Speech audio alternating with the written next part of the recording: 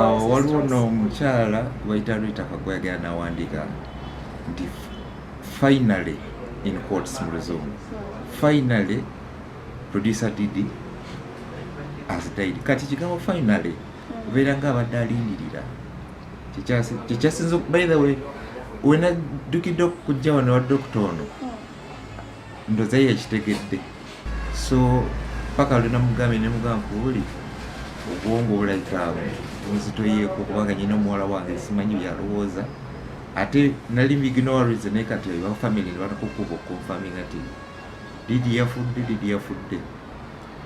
Kati neŋŋamba ekyo kino bwe nkireka bwe nti it's hurting some people. Nze nyinza kwefuula nti no ndi strong era neerimba. Omukyala ono Rita Kaggwa ayinza mugamba ki? Kati olaba Rita Kaggwa well, simanyi direction ya blogging ye oba abeera promotinga ye kenyini oba abeera ali directly attacking people era nakyo promotion, kubanga omuntu ayinza okugamba kankola erinnya ngaavuma abantu aba tekintendize kubalumye naye kati yakifuula like a comedy. Mwene mulumwayi nga bwasanyuka, that thing is also there, abantu bwebato gye bali.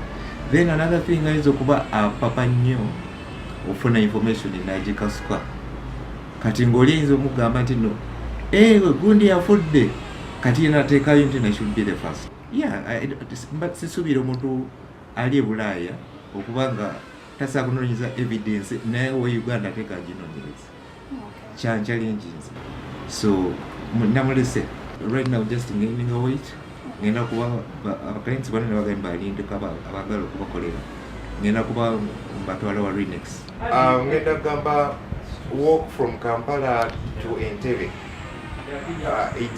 It's awareness, fight stigma. Ekintu nga kiri awo nti no ontambula olugejjani ya sirimu, it's like Kampala to Entebbe buli maso okutambula, but bw'okimanyininga it's like a very long journey.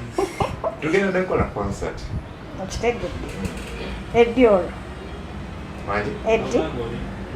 Katubi planning empola kuba twagala bigatta ba producer and their artist.